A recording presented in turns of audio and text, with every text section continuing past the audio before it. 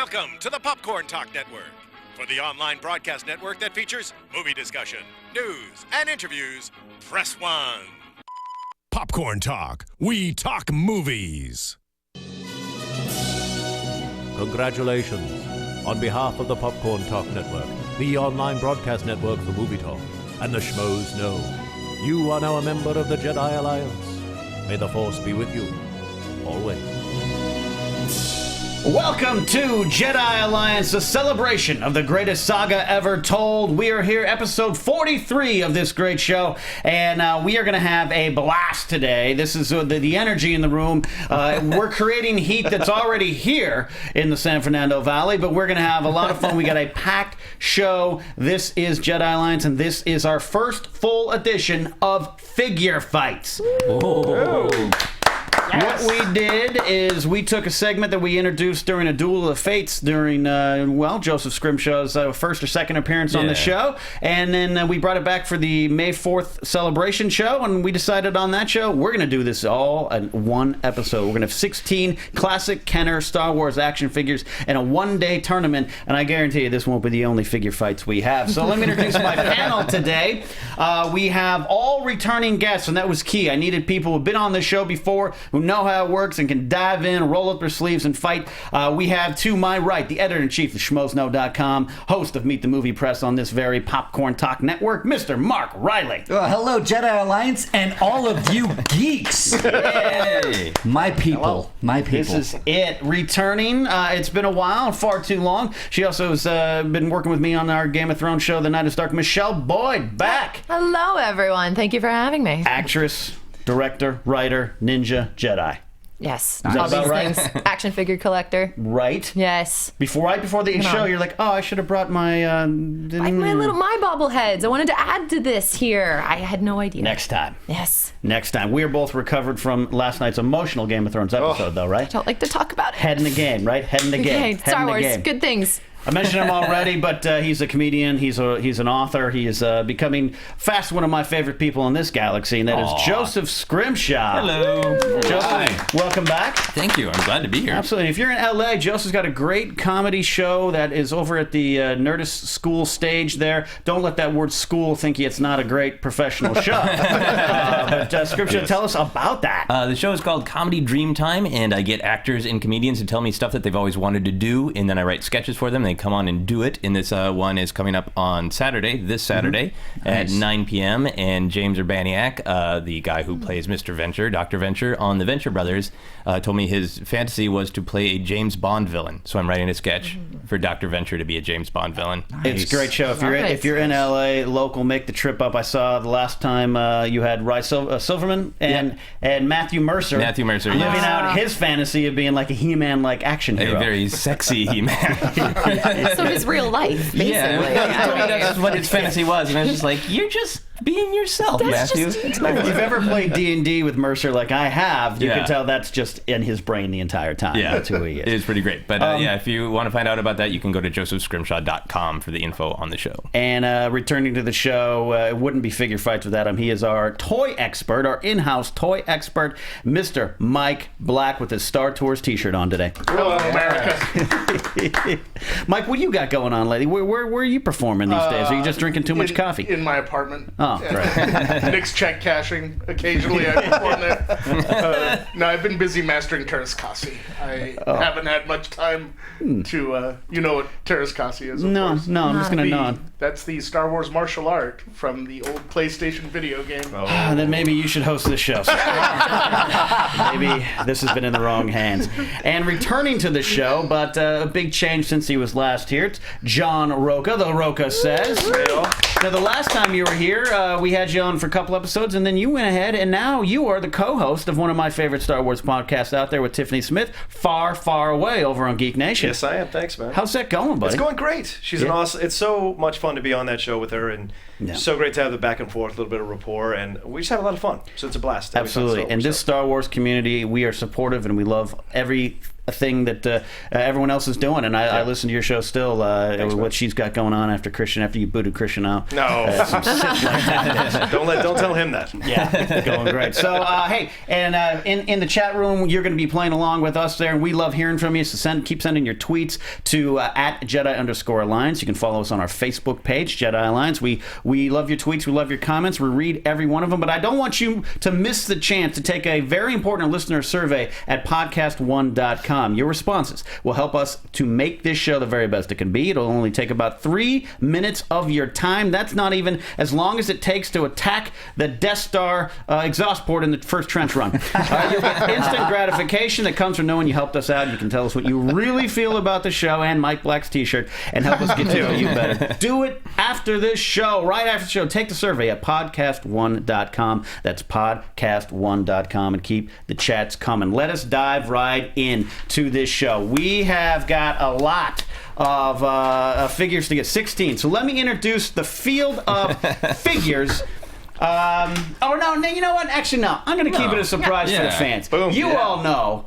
But here's how it's going to work. We got 16 classic Kenner Star Wars figures. That is the key. These are all the Kenner line from 1977 to roughly 1985, when there was nothing more than Imperial dignitaries and sad lobots on the shelf for us to buy. We will eventually do a show on some of the Power of the Force figures that came later, the prequel figures. I just told a story on my own show, Spotlight Star Wars, on the Napzok Files podcast feed, waiting in line at midnight to buy the Phantom Menace action figures in the spring of 1999, and how that is actually a positive memory and moment for me. We're sorry. Well, once I grabbed that Chancellor Valorum off the shelf, I was like, this is it. This that action figure. Terrence Stamp. Peaks and valleys. So here's how we're gonna have these matchups. They all know the figures, but none of the people here on this set know the matchups. We got some interesting random matchups. We got some that make sense, and these are only 16 figures. Some of you might say, "Hey, where's so and so? What about this figure?" Like I said, this is not going to be the only show that we're going to be doing on this. There's going to be others, so we might have champion rounds. This could go on and on and on. This will never end. We pull up that bookmark, Riley. This is the book. Steve Sansweet's book, The Ultimate Figure Guide. You pull that out, and that's how you confirm if it's a good figure ready for the battle. This is amazing. So we're going to debate here on the floor, and then we got 6 on the floor here. So if it is a tie, if there's 3-3, we will go to the fan base to do a quick survey for the winner of that matchup in this round. We got a lot to get to, so we'll dive right in. Are you all ready for the first matchup? Oh, yes. All right, here we go. Look at that. The pictures. Wow. The pictures for us in studio will be, Mike, if they're above you again, I apologize, but you might know them all by memory anyways. First round matchup is, here we go. It is classic Han Solo versus Prune Face. The 16th seed in our tournament is Prune Face. And yet he will be the champion. You're starting with heartbreak right away. It's like I'm George R.R. Martin, man. We're bringing in some pain. So let's go on the floor. John Roca, I want to start with you. Yeah. Who do you have in this tournament, and why? Give us your reasons. Well, my dark horse is IG-88. But if we're looking at this particular matchup, and you're looking at the larger head Solo, which those of you who are nerdy about these action figures understand. So that means he can see more, he's got more brain power. Given his skills already with the blaster, I go with Solo if you're asking me which way to go. Even though Prune Face has a pretty awesome rifle and cloak. I don't know what the cloak does. Maybe it's an invisible cloak. It conceals. God knows. It conceals what Prune Face got going under that cloak. Probably just prune skin. So I would say Solo. I go Solo. So you're going to vote for Solo? Absolutely. All right, Mike Black. As I've stated before, it's very easy to fight dirty with Prune Face. Step on his cloak, gouge his other eye out, and Han has the pre-positioned hand ready to do that. And with the bigger head, he can throw a nasty headbutt in there. And Prune Pruneface is not built to take a headbutt very well. That thing's just going to implode like a cassava, so it's Han. You're going with Han, and I will remind the fans out in the audience, this is figure versus figure. Character traits will come into it, I'm sure, but for the most part, this is if these two figures were to somehow end up in a fight, who would win? Only with their accessories. Yeah. So, That's it. We got 2 for original Han Solo in this round. Michelle Boyd, I'm going to go to you next, and who do you have in this matchup? I think it may be a little presumptuous to think it's going to be an up close and personal fight. He's got Pruneface has got a blaster rifle. He doesn't even have to get near Han. So I think, especially as he's set up with just the one eye, he's all set for sniper style. Han's not even going to see it coming. Pruneface is just going to come in from behind and take him out. So I go Pruneface. Boy, going with an upset. Wow. Seed and that makes his cloak make sense. He's got the desert camo going. Yeah. Exactly. And I like if you look at the picture, his laser rifle is really kind of a World War I era rifle. Right. Yeah. It really is. It's wooden. Pruneface does some reenacting on the side. That's got to be wood. Yeah, it is the least space blaster in Star Wars. I stole this from a Lone Ranger action figure. It's so far in the future, it's retro. So it goes back so far, he's in front of me. Mark Riley, who do you got? Oh, Michelle, that was a fantastic point. You almost swayed me, but I gotta go with Han. Now, as we know, Han shot first, so even if Script proves it. Even if he gets just a whiff of Pruneface, which he will get a whiff, that guy smells. Han's going to take a shot. And also, you guys talked about the big head here. We're not going off of Harrison Ford here. Right. The classic Han Solo looks like he got in a few fights. Okay? Yeah. He Looks like he was dropped on his head a couple times. Paint chips. He's kind of got a flat face going. Maybe, I don't know what's going So on even there. if you shot him in the head, it might not matter. Exactly. You see where I'm going with this. So Han Solo for the win. Han Solo up 3-1. Scrimshaw, I'm going to let you close, so I'll give my opinion here. I'd love to say that Pruneface, he's got a good look at those boots. Man, those boots are all-terrain boots. He's got some really good Old Navy cargo pants on. He's got pockets and everything. Yeah, I like his color scheme. It looks like you don't fashion. you don't give Pruneface a lot of credit for his skills in battle and how he looks good doing it. But at the end of the day, classic Han Solo. It's Han Solo. That head just dominates. So you're going to be drawn to it. Pruneface is going to be looking at it, going, "That head's not in perspective," and then he's dead. I think you're all letting your sentimentality sway I you. think so too. Just saying.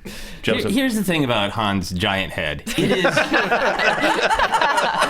It is all hair. It has no value in a fight whatsoever.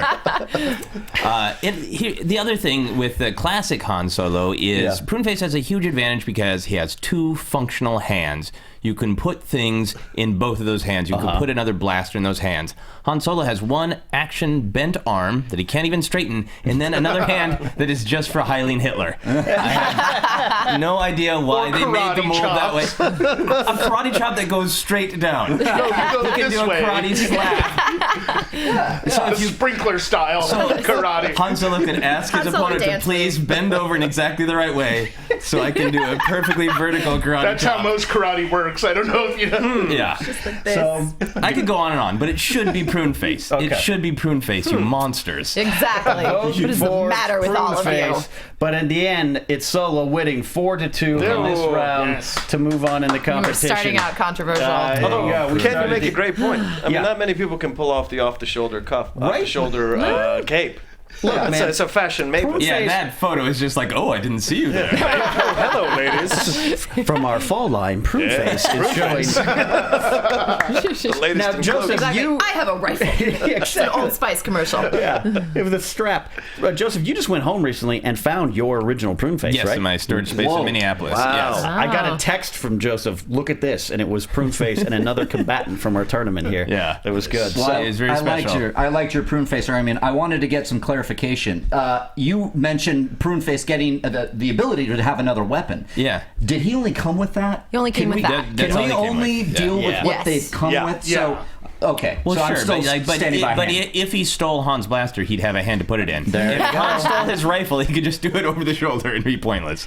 All right, the next matchup is the winner of this matchup faces Han Solo in the next round. This is a themed battle here. This is maybe someone getting a little bit of revenge. It is the 1983 Jabba's playset, including, and Mark Riley and I talked about this, we are making a game time decision. Sally B. Crumb, Salacious B. Crumb is in play. Okay. I was wondering. You got to. He's in play. You see that picture. You got to run, plus the hookah, all that. Classic. I think it's called a snackquarium. Point scrimshaw. Jabba the Hutt versus one of his very own employees, a Gamorrean guard. A Gamorrean guard with his vibro axe blade. This is going to be boss versus employee. Vibro axe. Way to go a little racist on this, too. I mean, just put those two together right off the bat. We're going a little theme here, so I'm going to start you off, Michelle. Where do you got? Oh, man. Okay, so I didn't know if Jabba was going to include the rest of the playset. I mean, it makes sense because otherwise he's got a movable tail and that's it. So, yeah, it automatically was going to go to whoever was fighting him. However, you have the hookah. You have the pipe-long thing that, you can strangle people with that. Sure. Why not? You still got to get close to him. However, God, I love that axe. I mean, it's just so Gimli. It's great. Yes, exactly. Plus, keep in mind, teeth. He has teeth. You get up close and personal with Jabba there. You've got more than just that one accessory weapon. So, gosh, why did you start with me? I think. Oh, God. Because you called me racist. I think out of the two, I'm going to have to go with Jabba. I have to go with Jabba because he has the minion to send forth for, far away. Yeah. Then you've got, the up-close and personal hookah. You have some weapons for a melee. Yes. You can't go wrong with Sally B. Crumb in your corner there. Mark Riley, what do you think? He has a little sidekick. Yeah. I'm going to jump off of that point that Michelle made. He does have the minion. Sally B can just jump right out, start it off. He's got the bendable legs here. Right. Maybe he jumps up and he gets on the Gamorrean guard. And I got to point out, too, Gamorrean guard. Exactly. As long as he can, Sally B can get that axe out of the way, just to start, then I think he's doing some good stuff. Sacrificing for Jabba. Sacrificing for Jabba, yeah. Okay. And then also, Gamorrean guard does not have another usable hand. It looks like it's welded shut. It's a fist. So, so if he's just going one-on-one with Jabba at the end of the day, I think Jabba still wins. So, Jabba for the win. All right, Jabba for the win. Joseph Scrimshaw. Well, I wanted to think that the Gamorrean guard had a chance, and then this particular photo swayed me because he's pointing his axe at himself. As if to say, not the brightest of competitors. Please don't make me do this. Please don't make me do this. It's true that... Me no wanna. The loyal Gamorrean guard. Yeah. So, I think he is just going to kind of cut himself real quick. But and Jabba does have a lot to work with. Not only does he have the tail, but I take the point that he can choke with his strange vape pen saxophone that he sucks on. Right. So I think I have to give it to Jabba. Jabba. Mike Black? Well, even though Jabba has the trapdoor base, that's right. which is the worst trap ever because it opens outward and waits for you to come inside and then close. It's actually more safe for the person standing on top of it. It's fling them off. Yeah. Jabba can still sweep the leg pretty easily with that tail of his. But this is a tough one. The Gamorrean guard is a formidable opponent. They know how to fight. Just that you own a vibro axe puts you in pretty high caliber as a fighter. But he's got Sally on his side, and I think if anyone fights dirty in the Star Wars universe, it's that little bastard. And he'd gouge his eyes out, and I think by the end of the day, Jabba's having one of the biggest green BLTs he's ever eaten.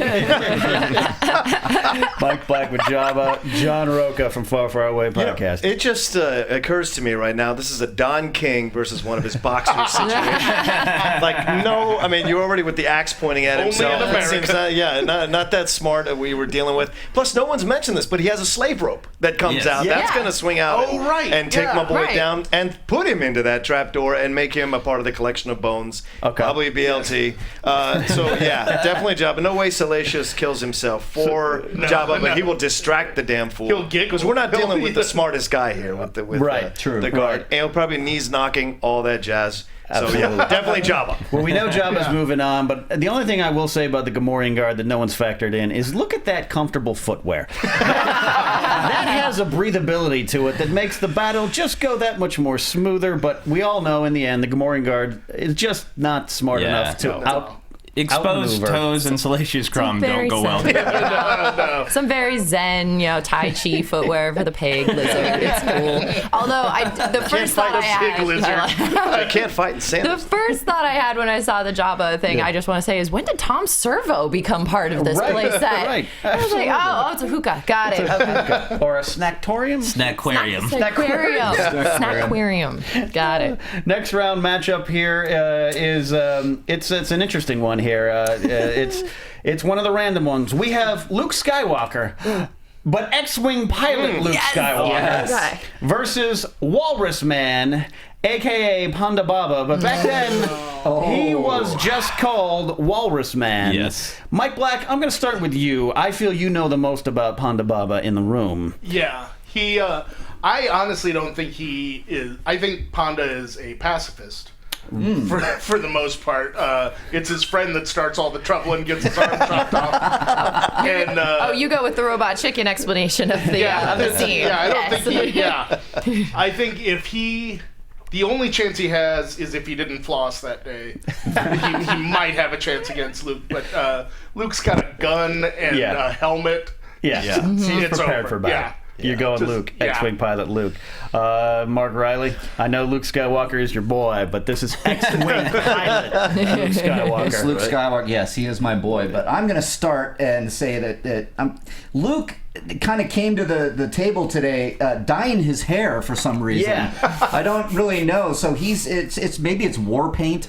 He's getting ready for this, so he's going a little darker. No lightsaber, I noticed, but he does have the blaster. We know that Luke can shoot. He can bullseye womp rats in a T-16, so he's got a good aim. I'm going Luke Skywalker. He's still my boy, but he's got the tools. Like I said, he dyed his hair. He's ready for this one. He's going to take him out. Good to go. John Roca? Luke Skywalker, absolutely. I go with Mike's explanation. That makes the most sense. He does have a Stormtrooper blaster. I think that's what Ponda Baba has. But he probably doesn't know how to use that thing. And it's not. And listen, we've seen the movies. Those Stormtroopers don't even know how to use that thing. I mean, it's pretty much a shutout. Luke's going to destroy him. Luke. All right, so we got 3 for Luke. I'm going to weigh in now and say that you're all underestimating that you're all wrong. That vest that Ponda Baba is wearing are really Walrus Man. Now he is holding the gun sideways, gangster style. So I imagine his shots. That's a good point. And those boots are kind of. They're kind of like when the wrong kind of soccer mom puts on the knee-high boots and goes to the wrong PTA meeting with the boots. I think it's a little out of place, but you cannot deny the power of Luke Skywalker's eyebrows in that figure. So I'm going Luke. Final 2, Joseph. I think this is a question of who looks better in orange. It really comes down to that. And it is Walrus Man. He knows how to. He accessorizes with nice primary blue, the contrasting colors, so it's distracting to the eye. They fight each other. It's a Bronco fan. Luke's eye would just be drawn to where the complementary colors are clashing against one another, and he would be distracted. Also, my thing with this action figure is, we have no proof that it's Luke Skywalker. Just going with the propaganda. Interesting. There's wrinkle. No lightsaber. The eye color is wrong. What we can see of the hair is wrong. Wow. This is just like an under the table Biggs action figure. We'd shave the mustache. It's just some random dude. It's a random rebel guy pretending to be Luke Skywalker. You're going Walrus Man. He's red 6. Absolutely. He's red 6. Michelle, does Walrus Man get your vote? As much as I'd love the explanation Joseph came up with, I love it. I'm going on the assumption it is Luke Skywalker, and even though all of your reasons were way better, I'm just going to go with the reason of the Force is an invisible accessory. We're just going to... That's a good one. Instant win right there. That is a quote. The Force is an invisible accessory. It goes with anything. Fighting now to earn the right to take on Luke Skywalker is going to be these two competitors. You have to say it right. Ben Obi-Wan Kenobi. Correct. With saber. With telescoping lightsaber, and Cloud Car Pilot. You're not even freaking trying. This is terrible. Look at that picture. Cloud Car Pilot. That is a content man. I will start this battle off by saying Ben Kenobi has all your respect, but Cloud Car Pilot has two hands to do things with. What's not pictured here is he comes with a little bit of an early model smartphone that he holds, probably talks directly to Loba. That smile, that smug smile on that face, that is a guy that is happy keeping you off landing ports, and he knows how to win battles. In an upset, I'm going Cloud Car Pilot. Wow. Throwing it out early. Over the old man with the vinyl cape. All right, John Roca. Well, if we're going with the Force as an invisible accessory, I mean, although I do give mad respect to the Cloud Car Pilot. I mean, that's a pimp move right there. Look at that. Yeah. His hand, like, I don't even know what the force of that blaster. I don't know what that blaster can do. Right? I mean, how effective is that blaster against his? Against Ben's lightsaber? I don't even think he needs to get to that point. You don't think Ben wouldn't even be allowed to land. Wow. At the battle. I don't think Ben even needs to be in the ship. Right? True. You're going to let me land. Yeah. Yes, I am. I'm just confused about what his other arm is doing and what it's used his for. hand? Because there's only one thing that position is used for as a man, and I'm not going to get into it. I'm sorry. What is that? The Force is an accessory. What do you mean? I don't understand. There's a movement. Yeah, he shaves carrots in his hut on Tatooine for a long time. Cucumbers come to mind. Yeah. All right, so you're going Ben? I'm going Ben. Ben. Mike Black, Cloud Car Pilot versus Ben Kenobi. Ben. All he's got is that radar gun. It's Obi-Wan. He'll just stab him right in his weird Elton John helmet. Outstanding. Mark Riley. It's close. It's 2-1. 2-1. Can you bring it up for Cloud Car Pilot? Cloud Car Pilot. I'm trying to wrap my head around the pretty cool Elton John helmet here. But he is wearing these goggles that look pretty, muddy. I don't know if he can actually see through those. And do we actually know that that's a gun? I think that's actually used to repair the Cloud Car. Oh, it could be a drill. I think it's more, if I remember correctly, being a child, I think it was a tool rather than a weapon. Wow. So I go to Ben, even though the vinyl coat and his age is gonna slow him down a lot, especially with that vinyl coat. And it looks like a mosquito bit his other hand and is now enlarged. He's got the Force. Sure. He's got the lightsaber. And it's Obi-Wan Kenobi. Right. Ben Obi-Wan Kenobi. Ben Obi-Wan Kenobi up 3-1. There's still a chance for Cloud Car Pilot, Michelle. First of all, I think you were a pacifist child. I think it's wishful thinking that's a tool. But tool of death. Yes. For Cloud Car Pilot, I do like him. I want to believe that besides the blaster, he has the communicator. Yeah. He could call for backup. You don't know how many little Cloud Car Pilots are out there. We all want to believe in the Cloud Car Pilot. We do, but it doesn't matter because Ben has a lightsaber, so forget it. Nope. Gotta go with Ben. Yeah. Ben Obi-Wan Kenobi. Joseph Scrimshaw. Well, I think the problem is that Ben Obi-Wan Kenobi has a lightsaber that he can never fully turn off. And I think he is going to end up cutting his own legs off before he can get to the Cloud Car Pilot. So I'm going to vote for Cloud Car Pilot. Cloud Car Pilot loses 4-2, but I want closer than anticipated. Yeah, I want you all to pay. Cloud Car Pilot got 2 against Obi-Wan Kenobi. All right, that's shocking. That's good enough for me. Shocking. Moving to the bottom half of the tournament here. Very shameful. And we have Princess Leia. We knew Princess Leia would have to show up, but this is Princess Leia with combat poncho. Combat poncho Princess Leia. Her opponent is technically one of, I don't know if it's one of her bosses. It could be one of her colleagues, really. She's very high ranking. She is fighting a returning favorite from our first round of figure fights, General Crix Maydeen. General Maydeen returned by request. I even brought back the red velour background. It's very fancy. That's right. This is romantic comedy, Crix Maydeen. Joseph Scrimshaw, you requested Maydeen to be included in this battle, so tell us why. And well, because this Maydeen is clearly selling chocolate on Valentine's Day against the red velour background. But we love Maydeen because he challenges the action figure. When he came out, he came with a pointer to point at like space PowerPoint presentations, and that's who he is. There's nothing actiony about him, but he was still exciting for some reason. Also, he's rocking a great thigh gap. But I think I am going to vote for Combat Poncho Leia. Yeah. Because it's right there in the name of the action figure. Combat Poncho. And I think, if I remember correctly, she was one of the only figures that had a small enough blaster that she could actually carry it in her holster. Okay. So unlike Ben, she's actually capable of putting her weapon away every once in a while. So I think that's going to help her know it's good to take it out now. Princess Leia, Michelle Boyd, jump in here. What do you think? Do you even have to ask? Yeah, although I know you're a fan of Crix. Yeah, right. I know exactly. I mean, you made this very easy. I mean, Maydeen has a baton, I think. Space baton. He's like gonna lead a parade. I'm not sure what's gonna happen, but it's not gonna be winning a fight. Fair enough. Leia has. That's not even touching on like Leia's stylish poncho. I mean, that's some camouflage right there. Why not? But I mean, she's got a blaster. She's Leia. Done. Leia winning. I love Crix Maydeen. He is a great strategist. He planned the Battle of Endor, or was part of the planning of it.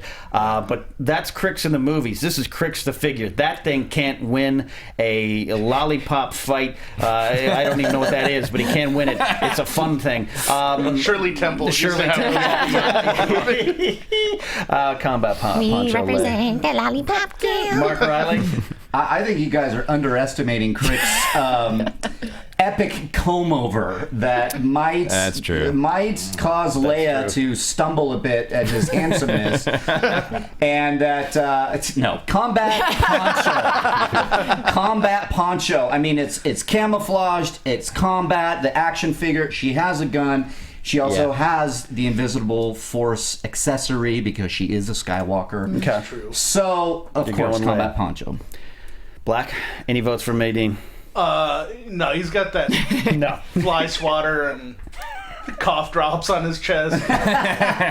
Leia, everyone forgets her helmet's removable too. Mm-hmm. There you go. And she can just beat him to death with that. Weapon. Yeah. Which would be the funniest way to do it. It's really just which option of kicking his ass she wants to go with. You could smother him with the poncho. Choke him with the belt, whatever she wants to do. It could get real pervy. She can do all sorts of crazy stuff. Roka. Follow that. How do you follow? Yeah, I'm not sure I like the logic that the figure who can take the most off wins. It's turned into a strip figure Or fight. can inflict the most sexual damage. We all fight differently, damn it. Six down now is Walrus, man, clearly. All those teeth. I don't even know where that poncho camouflages onto. I don't know. Endor. Is it? Maybe. Kinda. She was never even on Endor, was she? Yeah. So why would she need? Oh, you mean with the evil? Oh, yeah. But I'm talking. I was thinking Dagobah. My bad. Yeah. So I don't know, but I don't know if anything. All right. I think in the poncho in the movie, it's full green, so that throws me off that the poncho looks little camo. Yeah, a little camo. white or whatever. But that being said, it's a distraction. All right. Because there's a reason he's up in the ship and she's down on the planet, right? She's a princess of action. Yeah. And with her combat patch, a clean sweep for Leia, she moves on. As it should be. She will face one of these next two competitors. Ooh. It is Mail Away Emperor. Or Oh my God, I love this. a crowd favorite, Rancor Keeper. Oh, yeah. This is. So, we got two out-of-shape old men. With sticks. So on that note, I'll start. Look, man, Rancor Keeper, he's got heart. We know he's got heart. He's got in there somewhere. But look at those bloomer pants he's got. I think they're roomy, but he can't he can't move himself. He's got a lot of things. His hands kind of at a weird shake angle. He got the cowls in the way. There's a lot working against him. I just don't think he knows what to do. The Emperor, though, he doesn't really have a robe on the figure so much as he has culottes. But even then, that cane, that face, the eyes, it's got to be the Emperor for me. Mail away Emperor. Plus, I mailed away for him. That's what I did. Roka? Well, you're kind of not giving him enough credit. The Rancor Keeper? Yeah, the Rancor Keeper. Okay. He's got a Gandalf stick. I did some research. You did. It's a pole weapon with a spike or blade on one end and some kind of bludgeoning instrument on the other. Mm-hmm. So he has a good weapon. The problem is that the Emperor can sense everything you're going to do. Right. So what he's going to do to him is unspeakable.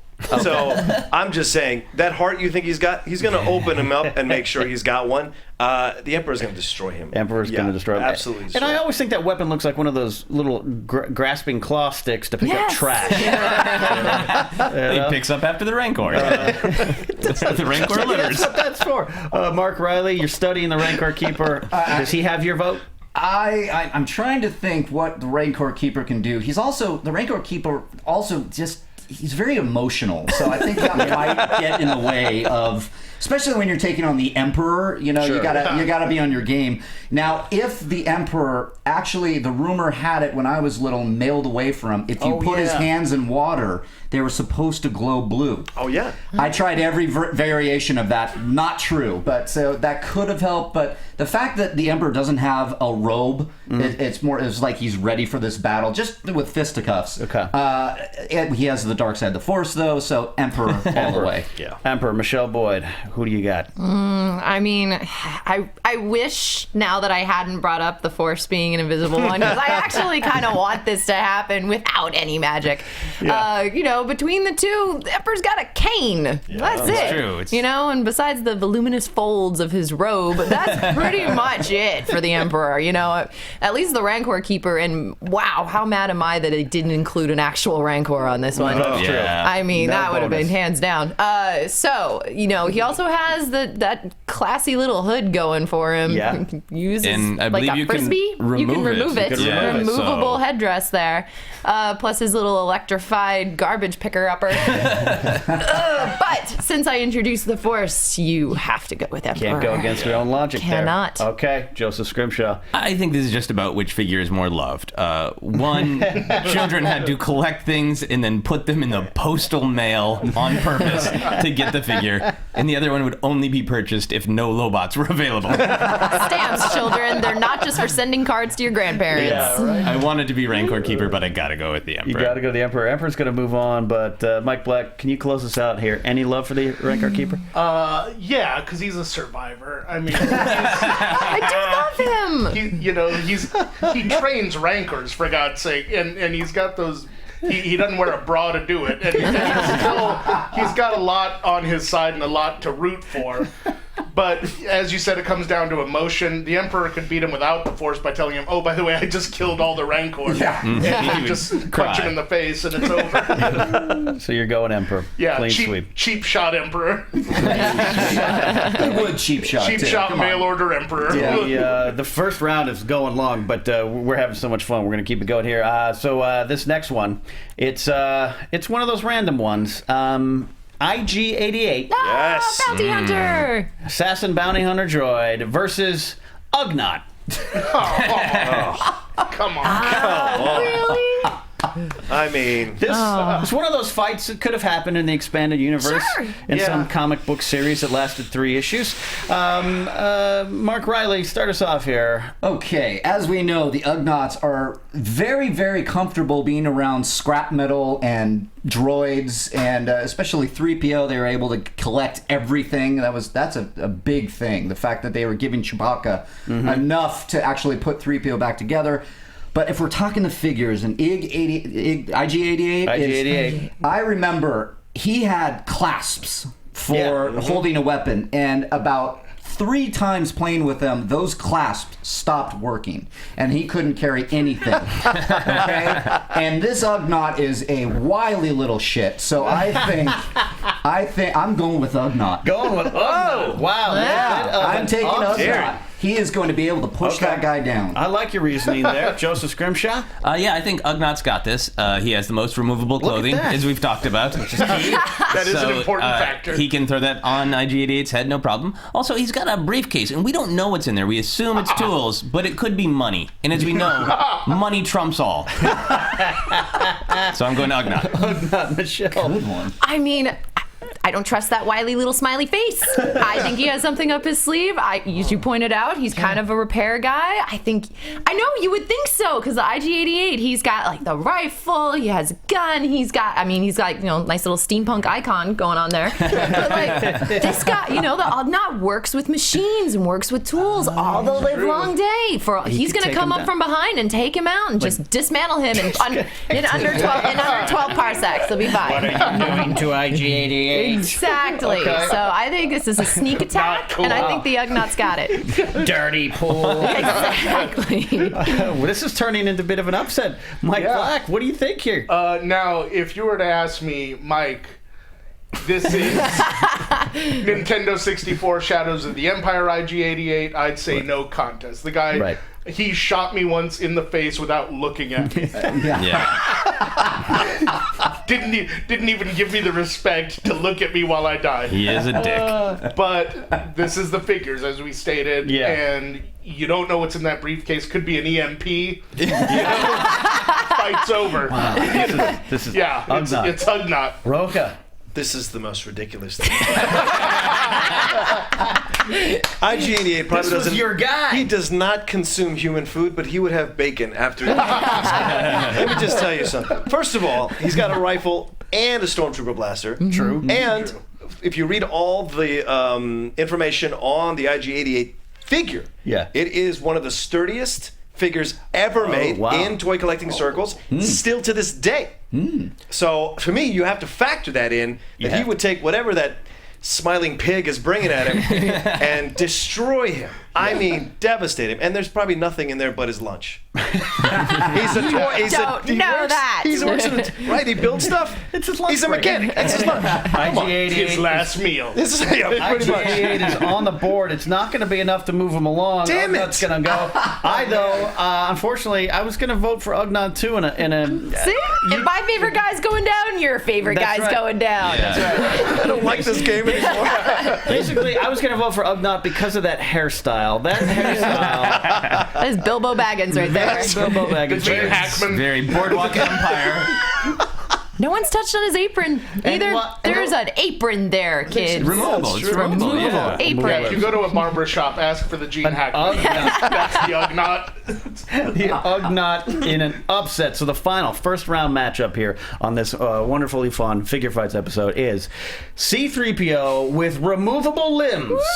That is key, with removable limbs, and we will include the vinyl carrying case. And his opponent is the Rebel medical droid FX7. Now that picture, I will point out that picture, I unfortunately pulled the one that's not the classic Kenner. So that's my mistake. I realized it a little bit earlier, too late to change it. But that is, you get the idea who FX7 is. The original one had a lot less hands to work with. I apologize for that mistake. But John Roker, I'm going to start with you. Who do you have in this battle? Are you still bitter about IG-88? I am a little bit, but I will move on from it. The medical droid will dismantle this kid. Absolutely dismantle C-3PO. I mean, he's already removable. FX7. He has 9 arms, 11 fingers, 8 elbows, 1 eye, 1 telescoping neck, and 1 leg to stand on. You have done your research, man. I don't know. Well, I don't know what 3PO. Tail of the tape. Just saying, you got to know the battle, right? Yeah, right. I don't know what C-3PO could possibly do to him except talk him to death. So this is destruction like we've never seen, I think. Okay. Like he would turn him into some other creature. He would dismantle him and then build him into something else. Yeah. You got FX7. That's good. This is an anyone's game type of matchup here, Mike Black. What do you have? It's not an anyone's game. He pretty much leveled it. He would rip him apart and stuff him in his little bag and then mail him to whoever he wanted. It's a horrible match. FX7 up 2-0. Michelle, in this droid battle, who do you have? FX7 is a Dalek on crack. Yeah. He's got this hands down. I mean, you would think you C-3PO had a chance because you just chuck some limbs at him, whatever. But that's it. Nope. Wow. FX7 completely. I love that strategy. Though. Most believable. Gets away. FX7 has a purpose, and he has the limbs in this backwards action figure days when things didn't have limbs. He has all the limbs in the world. And C-3PO is the neediest action figure ever made. He comes with a bag so people can carry him. So I think FX7 will take him apart. Mark Riley. Yeah, my loyalty, I'm trying to think how 3PO could just have a chance, but he has wussed out on every situation he's ever been in. This was just this, and the fact that, if we're talking action figures, and knowing how I played with this removable piece 3PO, after a while, these limbs are falling off on their own. FX7's just going to destroy him. Yeah. All right. I do want to add one thing, though, that he is a medical droid. In the Star Wars universe, does the Hippocratic Oath matter? That's a good question. Because if at first do no harm, he's screwed. No, because an FX7 like droid was there when he was operating on Anakin in Revenge of the Sith. So stay awake. Who cares? Cool. Scream it out. So FX is for the greater good. Greater good. FX7 is going to win. My vote, I was going to go to 3PO, but I got to admit, and I'll put that vote there, but I got to admit, because that was one of my favorite figures, I should say, as a kid. I don't know why. It was because I found it so cool that I had it, I could take it apart, put it in the bag, and put it on the back of my Chewie. Yeah. And I had my own little scene there, so there was some sentimentality attached to that, but I can't look at FX7. Even going with the classic version, which that one isn't there, there's no way. FX7 takes apart 3PO and uses him for droid bits. So we're going to move on to the next round here in the show. We'll go a little quicker on some of the descriptions here because we've seen some of these guys before, but let's go into the top again. This is a kind of a revenge matchup. We have classic Han Solo now facing Jabba the Hutt. So, second round matchup, Mark Riley. Not even close. Han Solo. Not even close. We got the revenge factor here. Jabba had him hanging his art for a while. He's going to be pissed about that. And Han Solo's got the blaster. Even if Sally B comes after him to distract him, boom, shot one, boom, shot two, and it's done. Han Solo with vengeance. John Roca, you are really taking it in. You are thinking hard. Yeah. I can tell. I don't know. You beat a guy once, you can beat him again. I think Jabba, honestly. I think Jabba puts him back into the carbonite. I don't think it's even an issue.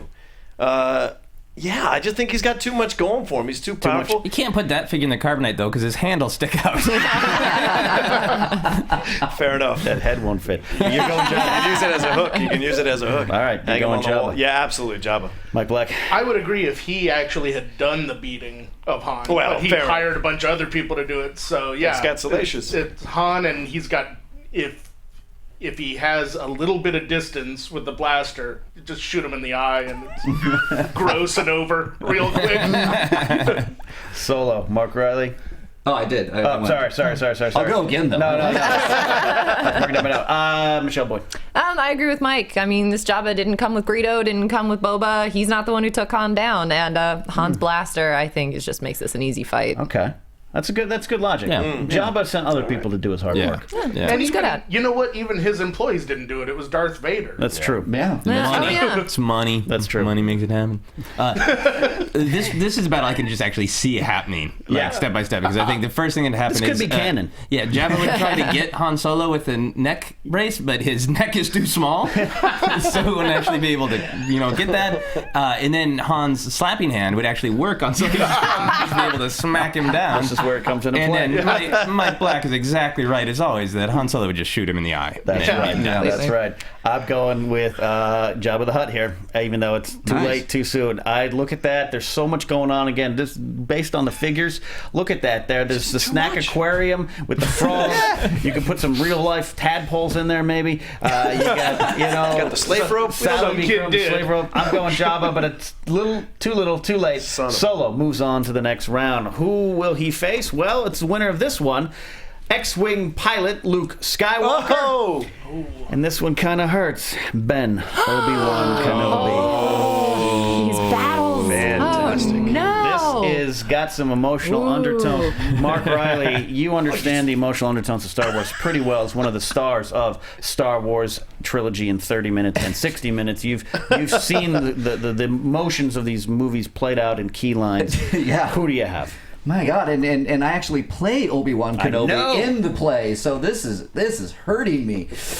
God, I'm gonna just go. I mean, I have to just disassociate myself from loyalty and just go from the facts. Yeah. Blaster, lightsaber deflects blaster. Obi-Wan for the win. Obi-Wan Kenobi with the telescoping lightsaber for the win. Michelle, who do you got? That is a very good point, because I didn't even think about the deflection. I was gonna go with Luke. But, and this is Obi-Wan versus X-Wing, so they both are about the same level of, combat skills at this point. But I think, and I don't remember my Star Wars as well, so he has not done Dagobah yet. He has not gone to Yoda Hogwarts. Was originally released. No. Okay, he has not been to Yoda Hogwarts yet. So can't even say it. This is painful.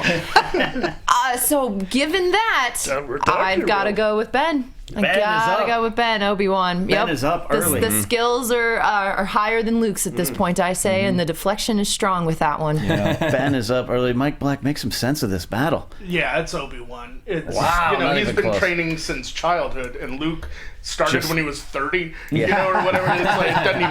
It's not even close. All right, John, You're all crazy. You're the lone voice in the wilderness. It's Luke. And I'll tell you why. Yes. Because it's old Obi-Wan. Yes. If it was young Obi-Wan, okay, he would fight to the death.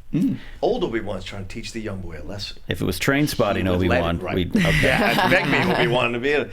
But yeah, I think he would let himself get killed to teach Luke a lesson. Well, wait a minute. His version of teaching someone a lesson is chopping their arms and legs off. Yes. So, whose version? Oh, yeah. Old Obi-Wan. Yeah. But, young Obi-Wan. But old Obi-Wan sacrificed himself to Vader. He's just had 30 years to sit there and get better. Obi-Wan likes cutting off limbs because in New Hope he does it. Sure, but he wouldn't kill his He wouldn't kill his Padawan. He does it. He wouldn't kill his Padawan. So you're going Luke. He'd sacrifice himself for Luke. That's what I say. You know what? Here's the thing. Again, I don't know why I have something against this Ben Obi-Wan Kenobi figure. I think it's because that vinyl reminds me of the 70s too much.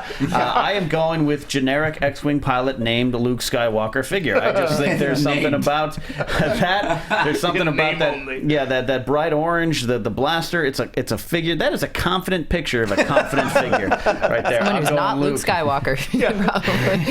Allegedly. Yeah, this is only Luke Skywalker from a certain point of view. It is relevant to this fight. Very far away.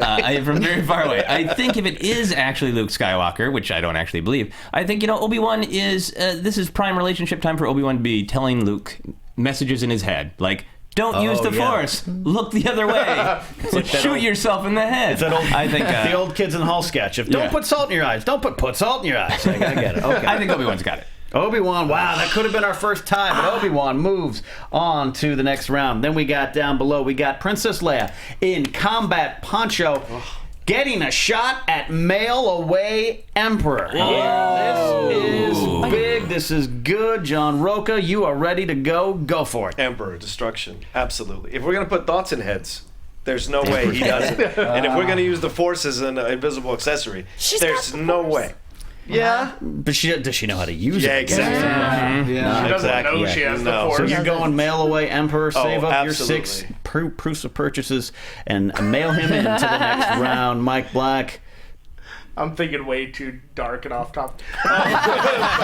But yeah, the Emperor. The Emperor. Leia not getting some love here. Yeah. Mark Riley, can you swing things back into her favor? I'm not going to be able to. Wow. Yeah, I remember I mailed away for this guy hard, So, and he does have he does have a kind of, he has the cane, but he also has this. And what I did do is kind of raise it up, because when Vader took the shots on Bespin from Han, I said, well, the Emperor is his boss, so he can do it even better. So Leia's weapon is going to be of no use. And the darkness is going to overwhelm that combat poncho. So Emperor's up 3-0. Michelle, how does that make you feel? Can you bring it back? Oh man, this is difficult.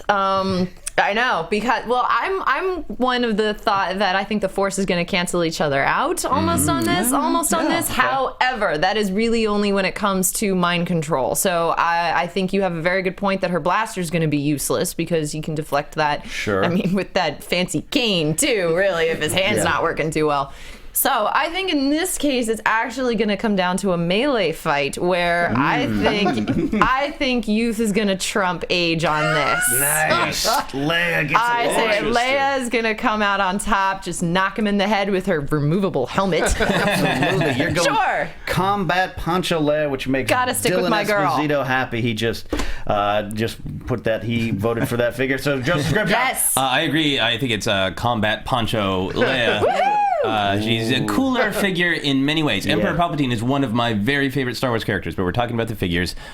She's got all of those removable items to work with to hit him, to dress him up and make him feel silly. Throw that poncho over his head. Leia, combat poncho Leia can sit down and still look dignified because she has the poncho to cover the odd leg joints, whereas the Emperor is wearing a robe, and yet his legs separate, and that's just embarrassing.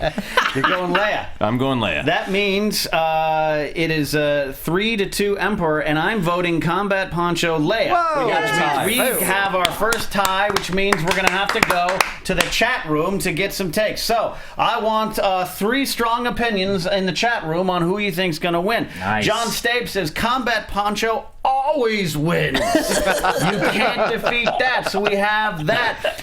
K. Heisig 75 says force push, but again, this is a figure, so how does a figure have a force push? We don't know, though. Force is an invisible accessibility. The hand can do it. So I'm still looking at some of these here. Poncho over the head, and the Emperor gets a hockey-style beatdown. That is from my good friend Joe Brislane.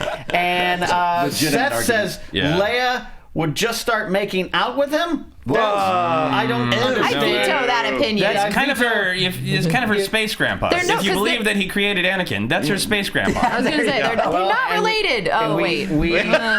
You use what you've got. You know. This ain't Arrow. Yeah. And R. Smith says Leia the scruffy nerf herder. Throw her helmet to knock him out, and we got Poncho. We're gonna go with Leia. Going with the tiebreak. Taking out the Emperor. Poncho, Leia. More Leia votes came in before some of these late Emperor votes. The final round of this one here. Ugnaught versus FX7. This is kind of the industrial forces of the galaxy. Now, this is actually a fight. This is actually a fight. FX7 versus Ugnaught. Michelle, who do you have here? Oh, man. God, I hate that face. The Ugnaught. Oh, it's just that little face. I hate it. I just want to have bacon for lunch. I really do. But, okay, so FX Medical Droid. I mean, man, this is going to be difficult.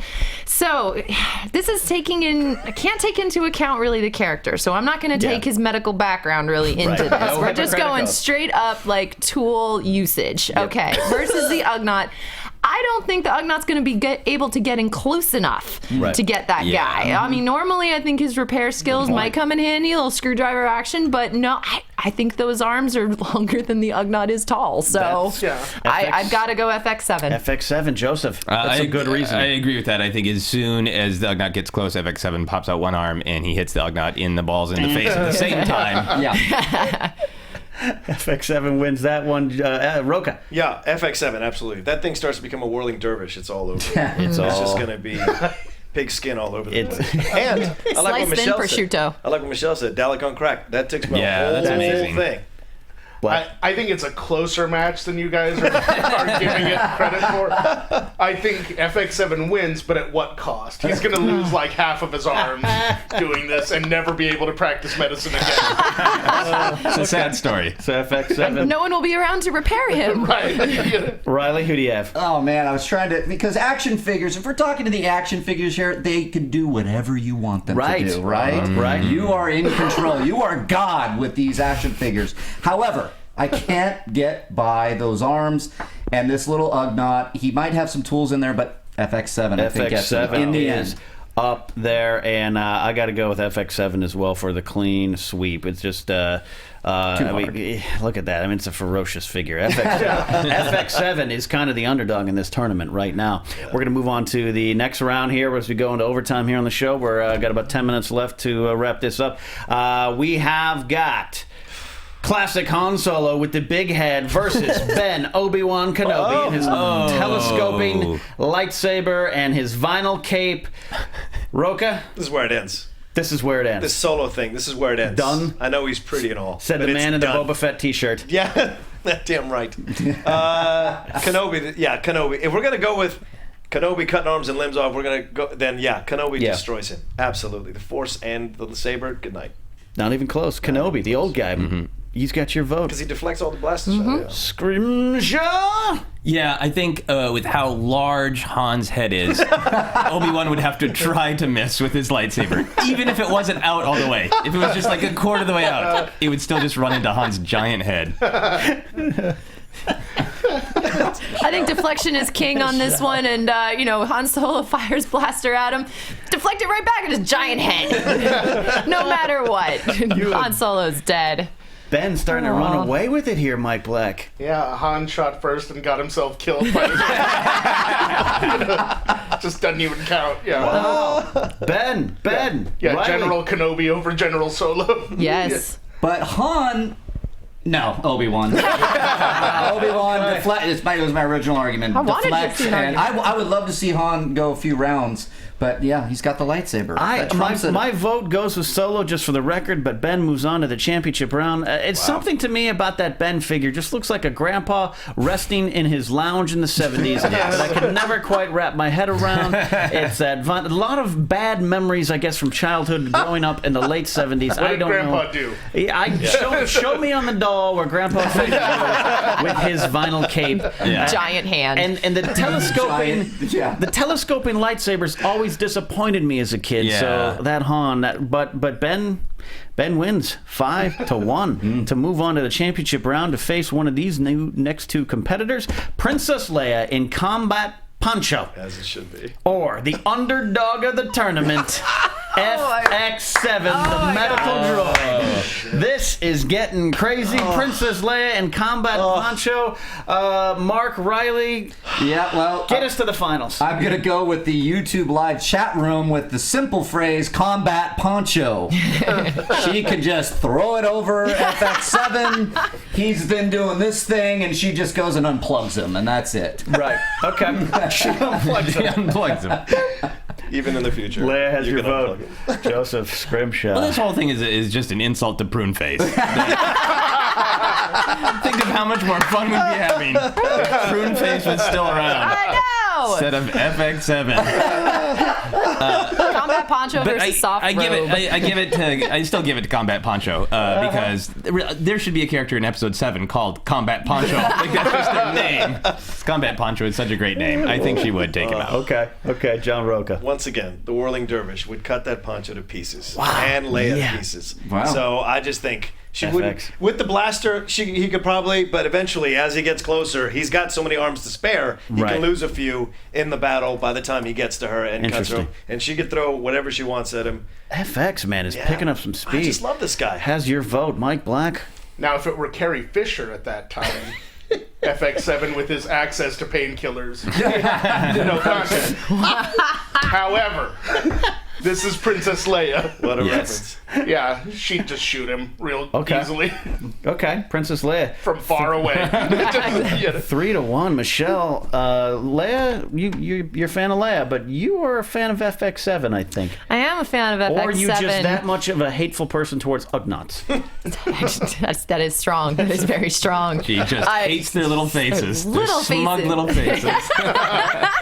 Oh, man. Always judging. Easy enough. Now, and the real question is that belt removable? And I'm going somewhere with this. It is. It is. Easy. Throw the poncho over that little medical Dalek and just blast him away while he just tries to figure it out. I like that you have Leia being that dirty. That she's just she's a dirty fighter. She hides behind an Endor tree and just goes to town. And well, she lost Alderaan, so she can go dark if she needs to. She can go dark. I got Leia in a walk in this one too. That is a spectacular figure, and look at those boots, the nice pressed gray pants.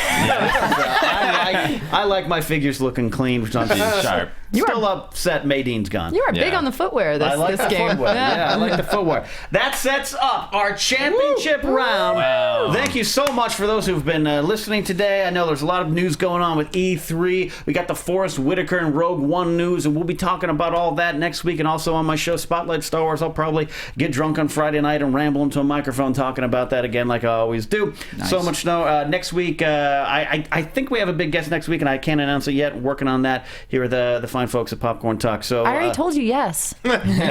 Shell boy. And this has been a lot of fun. We're going to do this again and again and again because there's so many figures, and then we'll take some of the favorites back. We'll have a vote. There's the possibilities are endless, right? Right? This has been so fun, but let's get to our championship round today. In the first ever Figure Fights Classic Kenner Star Wars tournament, one-day tournament, we have Ben, in parentheses, Obi-Wan Kenobi, versus Princess Leia with Combat Poncho. This is an epic matchup. It's the matchup I think we deserve, with all apologies to Prune Face. Yes, thank you. And Cloud Car Pilot. Yeah. Who wants to start? I'll take a volunteer. Anyone? How about you, Mr. Joseph Scrimshaw, the man who really kind of pushed for this tournament? Yeah. So I take your point that we haven't been observing the vinyl cape. And I think that this is a little bit about which character is easier to pick up in the back of a car from the 70s. There you go. I think Obi-Wan Kenobi would get stuck to the back of the car.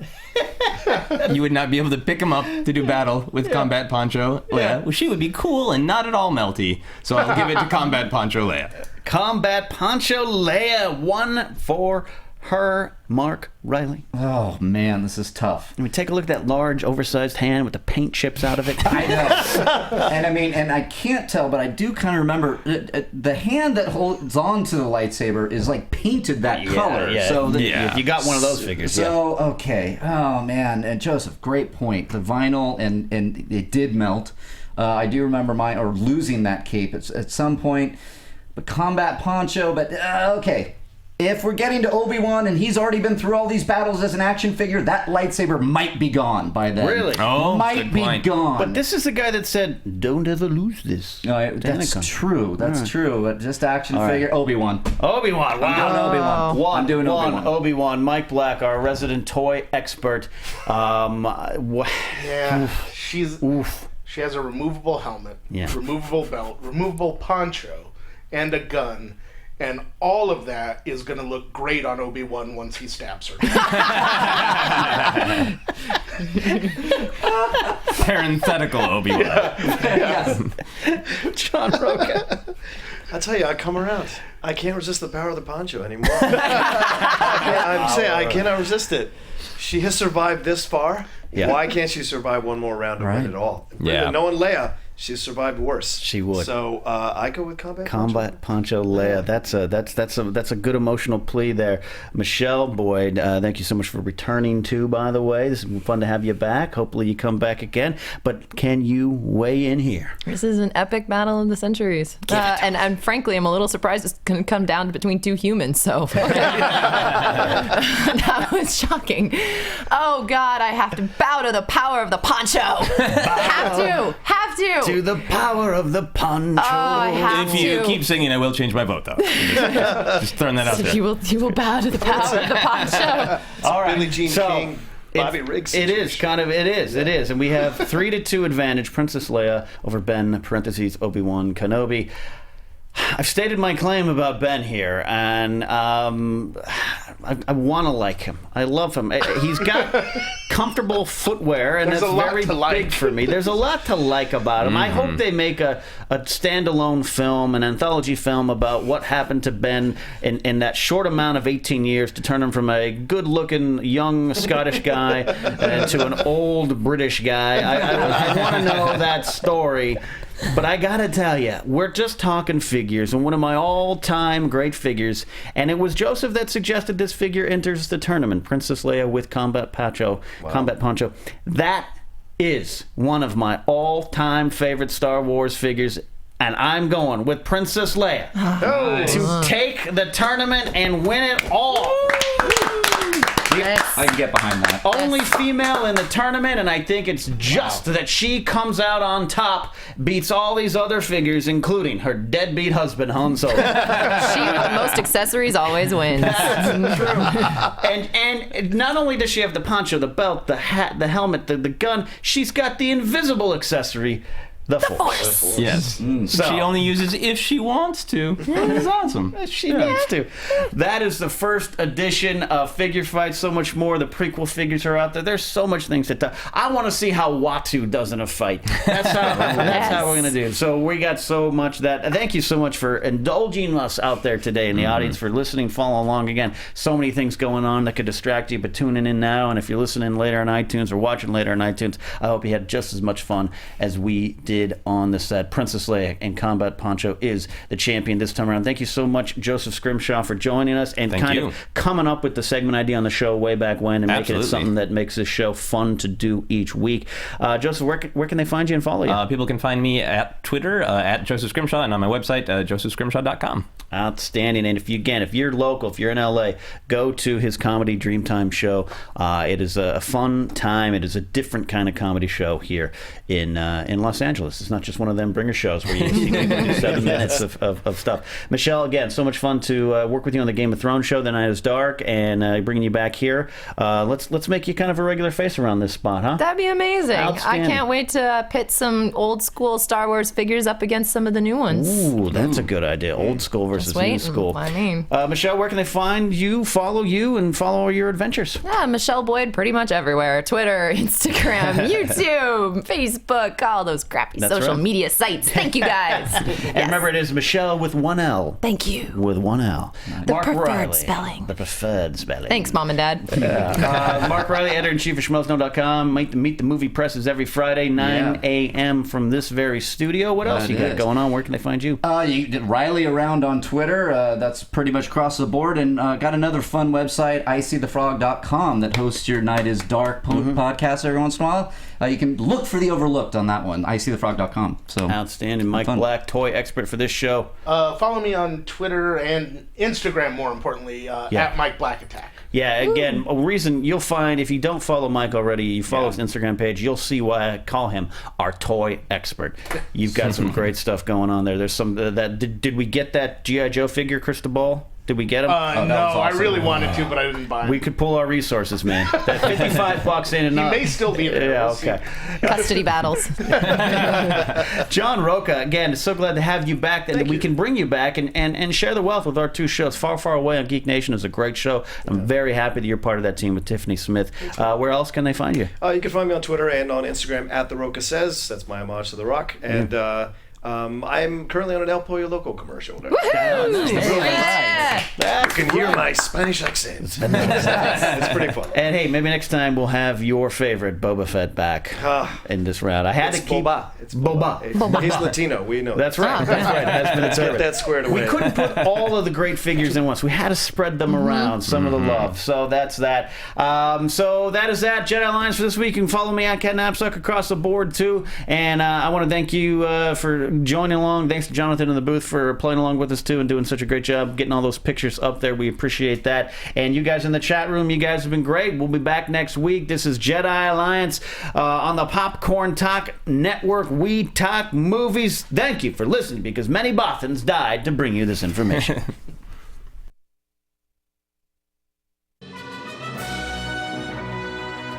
From producers Maria Menounos, Kevin Undergaro, Phil Svitek, and the entire Popcorn Talk Network, we would like to thank you for tuning in.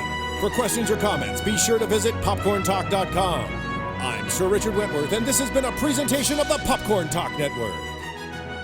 views expressed herein are those of the hosts only and do not necessarily reflect the views of the Popcorn Talk Network or its owners or principals.